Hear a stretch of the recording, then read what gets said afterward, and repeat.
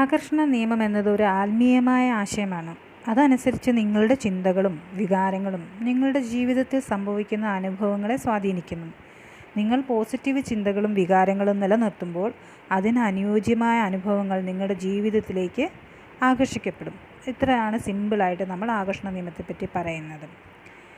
അപ്പോൾ നമ്മുടെ ചിന്തകളിലൂടെയും വികാരങ്ങളിലൂടെയാണ് നമ്മുടെ ജീവിതത്തിന് ആവശ്യമായ കാര്യങ്ങൾ നമ്മുടെ ജീവിതത്തിലേക്ക് നമ്മൾ തന്നെ ആകർഷിച്ചെടുക്കുന്നത്. നിങ്ങളുടെ ചിന്തകൾ പോസിറ്റീവാക്കി ആയിരിക്കാൻ എപ്പോഴും ശ്രദ്ധിക്കുക. എപ്പോഴും പോസിറ്റീവ് ചിന്തകൾക്ക് മുൻതൂക്കം കൊടുക്കുക. ദൈനംദിന ജീവിതത്തിൽ എപ്പോഴും നന്ദി പ്രകടിപ്പിക്കുക. ചെറിയ കാര്യങ്ങളോ വലിയ കാര്യങ്ങളോ എന്തൊക്കെ സംഭവിക്കുമ്പോഴും നന്ദി പ്രകടിപ്പിക്കുക. നിങ്ങളുടെ ലക്ഷ്യത്തിലേക്ക് നീങ്ങാൻ ആവശ്യമായ പ്രവർത്തനങ്ങൾ, അതിനുള്ള ഐഡിയകളും കാര്യങ്ങളുമൊക്കെ നമ്മൾ പോസിറ്റീവ് ആകുമ്പോൾ ഓട്ടോമാറ്റിക്കലി നമ്മുടെ ചിന്തകളിലൂടെ തന്നെ നമുക്ക് വന്നു ചേരും. അത് വന്നു ചേരുമ്പോൾ അതിനുള്ള സാഹചര്യം മറ്റുള്ള ആൾക്കാരിലൂടെയും നമ്മുടെ മുന്നിൽ കാണുന്ന വഴികൾ, നമ്മൾ അടഞ്ഞു എന്ന് വിചാരിച്ചിരുന്ന വഴികളൊക്കെ നമുക്ക് നമ്മുടെ ചിന്തകളിലൂടെ തുറന്നു കിട്ടും. ഇങ്ങനെയുള്ള രീതികൾ പിന്തുടർന്ന് നിങ്ങളുടെ ആഗ്രഹങ്ങൾ, നിങ്ങളുടെ സ്വപ്നങ്ങളൊക്കെ സാഫല്യമാക്കാൻ വേണ്ടി സഹായിക്കുന്ന ഒരു മനോഭാവത്തെ നമ്മൾ തന്നെ വികസിപ്പിച്ചെടുക്കുക. അതാണ് ശരിക്കും പറഞ്ഞാൽ ആകർഷണ നിയമം എന്നതുകൊണ്ട് ഉദ്ദേശിക്കുന്നത്. മനസ്സിൻ്റെ പുനഃസംഘടന. നമ്മളിപ്പോൾ നോർമലായിട്ടുള്ളൊരു വ്യക്തിയാണ്. ഇങ്ങനെ നമ്മുടെ ചിന്തകളെപ്പറ്റിയൊന്നും നമുക്ക് തന്നെ ഒരു ചിന്തയുമില്ല. എന്തൊക്കെയോ സംഭവിക്കുന്നു ലൈഫിൽ, അതിനൊരു ഒഴുക്കിനൊത്ത് നീന്തുന്ന ഒരു വ്യക്തിയാണ്. ലൈഫ് അങ്ങനെയാണ് എന്നൊക്കെ ചിന്തിക്കുന്ന വ്യക്തികൾക്ക് ഒരിക്കലും അവർ വിചാരിച്ച പോലെ, അല്ലെങ്കിൽ അവർക്ക് സ്വപ്നം കാണുന്ന പോലെ ഒരു ജീവിതം കിട്ടത്തില്ല. അവർ വിചാരിക്കും ലൈഫിൽ ഓരോന്ന് നടക്കുന്നത് ഓരോ സമയത്ത് നടന്നു പോകും. അങ്ങനെയല്ല ശരിക്കും. ഈ പ്രപഞ്ചം നമുക്കൊരു പവർ തന്നിട്ടുണ്ട്, ചിന്തിക്കാനുള്ള പവർ. ആ പവറിനെ ഉപയോഗിച്ച് നമ്മൾക്കെന്ത് വേണമെന്ന് ആഗ്രഹിച്ച് നമ്മൾ തന്നെ നേടിയെടുക്കുകയാണ് ചെയ്യുന്നത്. ഈ പ്രപഞ്ചത്തിൽ സൃഷ്ടിക്കപ്പെട്ട ഓരോ മനുഷ്യനും എല്ലാവരുടെയും സാഹചര്യങ്ങൾ ഏകദേശം ഒരുപോലെയൊക്കെ തന്നെയാണ്. പക്ഷേ അതിൽ നിന്ന് മറ്റുള്ളവർ അല്ലെങ്കിൽ വിജയിച്ചവർ വേറിട്ട് നിൽക്കുന്നതിന് കാരണം അവർ തന്നെ എടുത്ത അവരുടെ പോസിറ്റീവ് ചിന്തകളും അവരുടെ അടങ്ങാത്ത അഭിലാഷങ്ങളും, അതായത് അവരുടെ സെറ്റ് ചെയ്തിരിക്കുന്ന ആ ലക്ഷ്യത്തിന് വേണ്ടിയുള്ള അടങ്ങാത്ത അഭിലാഷങ്ങളും സ്വപ്നങ്ങളുമാണ് അവരവിടെ എത്തിച്ചത്. അവരുടെ ജീവിത സാഹചര്യങ്ങളും ഈ കേൾക്കുന്ന ആൾക്കാരുടെ ജീവിത സാഹചര്യങ്ങളും എൻ്റെ ജീവിത സാഹചര്യങ്ങളും എല്ലാം ഒന്ന് തന്നെയാണ്. ആർക്കും വലിയ വലിയ വ്യത്യാസങ്ങളൊന്നും തന്നെ ഇല്ല.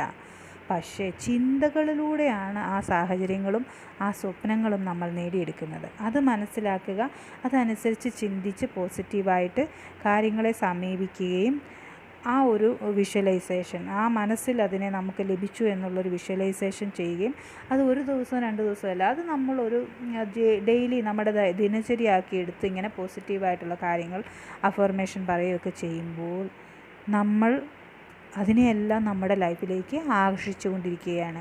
അങ്ങനെ നമ്മൾ കൂടുതലായിട്ടും നമ്മുടെ ചിന്തകളിലേക്ക് ഫോക്കസ് ചെയ്യുമ്പോൾ, നമ്മൾ ചിന്തിക്കുന്നത് എന്താണെന്ന് നമ്മൾ മനസ്സിലാക്കാൻ തുടങ്ങുമ്പോഴാണ് നമുക്ക് എന്തൊക്കെ നേടാൻ എന്തൊക്കെ വഴികൾ എന്നൊക്കെ ഉള്ളത് വേറൊരാൾ വന്ന് പറഞ്ഞു തരികയല്ല ചെയ്യുന്നത്. ശരിക്കും നമ്മുടെ ഉള്ളിൽ കിടക്കുന്ന ആ ചിന്തകളിലൂടെ തന്നെ അവിടെ തന്നെ അതിനൊരു സൊല്യൂഷൻ അല്ലെങ്കിൽ ഒരു ആൻസർ കിട്ടും നമുക്ക്. എന്നിട്ട് അതനുസരിച്ച് നമ്മുടെ പ്രവൃത്തികളെ മാറ്റുക. ആൻസറൊക്കെ കിട്ടി, അങ്ങനെ ചെയ്യാം ഇങ്ങനെ ചെയ്യാം എന്നുള്ള ഐഡിയ ഒക്കെ ഉണ്ട്. പക്ഷേ നമ്മളൊന്നും ചെയ്യാതിരുന്നാൽ നമുക്കൊരു സക്സസ് ഉണ്ടാവില്ല. അപ്പോൾ അങ്ങനെ അഭിലാഷങ്ങളും ആഗ്രഹങ്ങളും നല്ലതുപോലെ വേണം താനും. അതിനനുസരിച്ചുള്ള ഐഡിയകൾ നമ്മുടെ മനസ്സിൽ വരുമ്പോൾ അതിനനുസരിച്ച് പ്രവർത്തിക്കുമ്പോഴുള്ള ആ മടിയെല്ലാം മാറ്റിവെച്ച് നമ്മൾ തന്നെ ഊർജ്ജസ്വലരായി മുന്നോട്ടിറങ്ങുമ്പോൾ നമുക്ക് തോന്നും ബുദ്ധിമുട്ടുള്ള കാര്യങ്ങളാണ് എന്നും പണ്ട് നമ്മൾ വിചാരിച്ചിരുന്ന പല കാര്യങ്ങളും വളരെ ഈസി ആയിട്ട് നമുക്ക് ചെയ്തു തീർക്കാൻ പറ്റുന്നതായിട്ട് നമുക്ക് തോന്നും. അങ്ങനെ നമ്മൾ നമ്മുടെ സ്വപ്നങ്ങളെല്ലാം സാക്ഷാത്കരിക്കാം. ഏറ്റവും പ്രധാനം നമ്മുടെ ചിന്തകളെ നമ്മൾ തന്നെ പോസിറ്റീവ് വൈബിലേക്ക് ആക്കുക എന്നുള്ളതാണ്. ഹൃദയവും മസ്തിഷ്കവും സമന്വയിപ്പിക്കുന്നതിലൂടെ ശരീരവും മനസ്സും മികച്ച രീതിയിൽ പ്രവർത്തിക്കാൻ കഴിയും. ഇത് സമാധാനവും സന്തോഷവും വർദ്ധിപ്പിക്കുകയും ആഗ്രഹങ്ങളെ വേഗം നമ്മളിലോട്ട് ആകർഷിക്കാൻ സഹായിക്കുകയും ചെയ്യും. നമ്മുടെ ചിന്തകളും നമ്മുടെ ഹൃദയവും സമന്വയിപ്പിക്കുക. അതായത് നമുക്ക് നമ്മുടെ ചിന്തകളുടെ മേൽ ഒരു കൺട്രോൾ ഉണ്ടായിരിക്കുക. നമ്മുടെ മനസ്സിൽ നമുക്കുണ്ടാകുന്ന ഫീലിങ്സിൻ്റെ മേൽ നമുക്കൊരു കൺട്രോൾ ഉണ്ടാവണം. നല്ലപോലെ നമ്മൾ ദൃശ്യവൽക്കരിക്കണം. നമ്മുടെ ഫ്യൂച്ചറിലേക്ക് നമ്മൾ എന്തൊക്കെയാണ് വിചാരിച്ചിരിക്കുന്നത് അതിനെ നല്ലപോലെ ഒരു സിനിമ കാണുന്നത് പോലെ ദൃശ്യവൽക്കരിക്കുക. നിങ്ങളുടെ ആഗ്രഹങ്ങൾ പ്രതിനിധീകരിക്കുന്ന ചിത്രങ്ങളോ അല്ലെങ്കിൽ സംഗീതം, അഫർമേഷൻ എല്ലാം ചേർത്തിട്ട് ഒരു വീഡിയോ കാണുന്നത് പോലെ നമ്മളിങ്ങനെ നമ്മുടെ സ്വപ്നങ്ങളെക്കുറിച്ച് ചിന്തിച്ചുകൊണ്ടേയിരിക്കുക, അല്ലെങ്കിൽ ഉപബോധ മനസ്സിൽ നമ്മൾ അതിനെ കണ്ടുകൊണ്ടേയിരിക്കുക. ഈ ധ്യാനിക്കുക എന്ന് പറഞ്ഞു കഴിഞ്ഞാൽ നമ്മുടെ ചിന്തകളിലോട്ട് നമ്മൾ ആഴത്തിലിറങ്ങുന്നതിനാണ് ധ്യാനം എന്ന് പറയുന്നത്. നമ്മുടെ ഭാവി ജീവിതത്തിൻ്റെ ദൃശ്യങ്ങൾ മനസ്സിൽ സജീവമായി കാണുകയും അതിനോടനുബന്ധിച്ചിട്ടുള്ള വികാരങ്ങൾ അനുഭവിക്കുകയും ചെയ്യുക. വികാരങ്ങൾ അനുഭവിക്കണം. നമ്മുടെ ഉപബോധ മനസ്സിന് നമ്മൾ എന്താണ് ചെയ്യുന്നതെന്നോ നമ്മൾ പറയുന്നതെന്നോ അതിനേക്കാൾ ഏറ്റവും കൂടുതലായിട്ട് അത് റിയാക്റ്റ് ചെയ്യുന്നത് നമ്മുടെ വികാരങ്ങൾക്കനുസരിച്ചാണ്. ഉപബോധ മനസ്സ് വർക്ക് ചെയ്യുന്നത് നമ്മൾ അനുഭവിക്കുന്ന ഫീലിങ്സിന് റിലേറ്റഡ് ആയിട്ടാണ്. ഉപബോധ മനസ്സ് നമ്മൾക്ക് വേണ്ട കാര്യങ്ങൾ പ്രപഞ്ചത്തിൽ നിന്ന് നമ്മളിലേക്ക് അടുപ്പിക്കുന്നത്. അത് മനസ്സിലാക്കണം. അപ്പോൾ നമ്മൾക്ക് ഉള്ള സ്വപ്നങ്ങളെ നമ്മൾ മനസ്സിൽ ദൃശ്യവൽക്കരിക്കുന്നതോടൊപ്പം ആ ഒരു ഫീലിങ്സ്, ആ സന്തോഷം നമ്മൾ അനുഭവിക്കണം. ഇത് ആഗ്രഹങ്ങൾ യാഥാർത്ഥ്യമാക്കാനുള്ള വേഗത്തിൽ യാഥാർത്ഥ്യമാകാൻ വേണ്ടി നമ്മളെ സഹായിക്കും. നമ്മൾ അഫർമേഷൻസും കാര്യങ്ങളും എല്ലാം നമുക്കറിയാം, പക്ഷെ നമ്മളത് മനസ്സിൽ ചിന്തിക്കുന്നുണ്ട്. പക്ഷേ ഒരു ഫീലിങ്സും ഇല്ല. ജസ്റ്റ് ഒരു നമ്മൾ സ്കൂളിലൊക്കെ ഓരോന്ന് കാണാപ്പാഠം പഠിച്ചതുപോലെ എല്ലാ ദിവസവും ചെയ്യാനും പറയുന്നുണ്ട്, അതും ചെയ്യുന്നുണ്ട്. പക്ഷേ എൻ്റെ കാര്യങ്ങളൊന്നും നടക്കുന്നില്ല എന്ന് പറയുന്നതിൻ്റെ പ്രധാനപ്പെട്ട കാരണം എല്ലാം നമുക്കറിയാമെങ്കിലും ആ ഒരു ഫീലിങ്സിലേക്ക് നമ്മൾ എത്തുന്നില്ല. ആ ഒരു ഫീലിങ്സ് വേണം. നമ്മുടെ ഉപബോധ മനസ്സിന് ഞാൻ പറഞ്ഞ പോലെ തന്നെ ഫീലിങ്സ്, നമ്മുടെ വികാരങ്ങളിലൂടെയാണ് ഉപബോധ മനസ്സ് നമ്മൾക്ക് ആവശ്യമുള്ള കാര്യങ്ങൾ നമ്മളിലേക്ക് എത്തിക്കുന്നത്. എല്ലാ ദിവസവും നിശ്ചിത സമയത്ത് ധ്യാനവും ദൃശ്യവൽക്കരണവും ചെയ്യുക. അതൊരു ദിനചര്യ പോലെ ചെയ്യുമ്പോൾ ഓട്ടോമാറ്റിക്കലി നമ്മൾക്ക് ഉള്ള ആഗ്രഹങ്ങളുടെ തീവ്രത വർദ്ധിക്കുകയും നമുക്കത് വേഗം ലഭ്യമാകാൻ നമ്മളെ ഈ പ്രകൃതി സഹായിക്കുകയും ചെയ്യും. ഞാൻ ധനം ആകർഷിക്കുന്നു, എൻ്റെ ജീവിതം സമൃദ്ധമാണ് എന്ന പോലെയുള്ള സിമ്പിളായിട്ടുള്ള കാര്യങ്ങൾ എപ്പോഴും നമ്മളങ്ങ് ചിന്തിക്കുക. നിങ്ങളുടെ ആഗ്രഹങ്ങൾ ഇതിനോടകം, അതായത് നമ്മൾ ഒരു സ്വപ്നങ്ങളുണ്ട്, അത് ഓൾറെഡി സാക്ഷാത്കരിച്ച് കഴിഞ്ഞു എന്നത് വിചാരിച്ചിട്ട് നമ്മൾ നന്ദി പറയണം പ്രപഞ്ചത്തിനോട്. ഈ രീതികളൊക്കെ പിന്തുടർന്ന് നിങ്ങളുടെ സ്വപ്നങ്ങൾ വേഗം യാഥാർത്ഥ്യമാക്കുന്നതിന് വേണ്ടി നമ്മൾ ആകർഷണ നിയമത്തെ ഉപയോഗിക്കുക. മനസ്സിൽ തികച്ചും നമ്മൾ എന്താണ് വിചാരിക്കുന്നത് അത് നടക്കുമെന്ന് അങ്ങ് വിശ്വസിക്കുക. അതിനൊരിക്കലും സംശയത്തിൻ്റെ ഒരു കണിക പോലും അവിടെ ഉണ്ടാകാൻ പാടില്ല. നിങ്ങൾ ആഗ്രഹിക്കുന്ന ജീവിതം സാധ്യമാകുമെന്ന് 100% ഉറപ്പുള്ള വിശ്വാസം നമ്മൾ തന്നെ മനസ്സിൽ വളർത്തുക. ഇപ്പോഴേ അത് എനിക്ക് ഉള്ളതുപോലെ നമ്മളങ്ങ് അനുഭവിക്കുക. ഭാവിയിൽ ആഗ്രഹിക്കുന്ന അനുഭവങ്ങൾ ഇപ്പോഴേ സംഭവിക്കുന്നു എന്ന് മനസ്സിനെ അങ്ങ് വിശ്വസിപ്പിക്കുക. വികാരങ്ങൾക്ക് ശക്തിയുണ്ട്, അതാണ് പറയുന്നത്. നമ്മുടെ ഉപബോധ മനസ്സിന് വികാരങ്ങളെ മാത്രമേ അറിയുള്ളൂ. നിങ്ങൾക്ക് ആ അനുഭവം കിട്ടിയെന്ന ചിന്ത മാത്രം മതിയില്ല. അതിനോടനുബന്ധിച്ച് ആഹ്ലാദം, നന്ദി, ശാന്തത തുടങ്ങിയ വികാരങ്ങൾ ഹൃദയത്തിൽ നമ്മൾ ഉണ്ടാക്കി കൊടുക്കുക. നമ്മുടെ ഉപബോധ മനസ്സിന് നമ്മൾ അതിനെക്കുറിച്ച് സന്തോഷം പ്രകടിപ്പിക്കുക, നന്ദി പ്രകടിപ്പിക്കുകയൊക്കെ ചെയ്യുമ്പോൾ ആ ഒരു ഫീലിങ്സാണ് ഹൃദയം അല്ലെങ്കിൽ ചിന്ത നമ്മുടെ ഉപബോധ മനസ്സ് മനസ്സിലാക്കി അതിനനുബന്ധിച്ചുള്ള സാഹചര്യങ്ങൾ ഓട്ടോമാറ്റിക്കലി പ്രകൃതിയിൽ നിന്ന് നമ്മളിലേക്ക് ആകർഷിച്ച് കൊണ്ടുവരികയാണ് ചെയ്യുന്നത്. ഉപബോധ മനസ്സിൻ്റെ ഭാഷ എന്ന് പറയുന്നത് വികാരങ്ങളാണ്. അഫർമേഷനും ചിത്രങ്ങളും വികാരങ്ങളെല്ലാം ചേർത്ത് ഉപബോധ മനസ്സിനെ നമ്മളൊരു സിനിമ തിയേറ്റർ പോലെ ആക്കുകയാണ് ചെയ്യേണ്ടത്.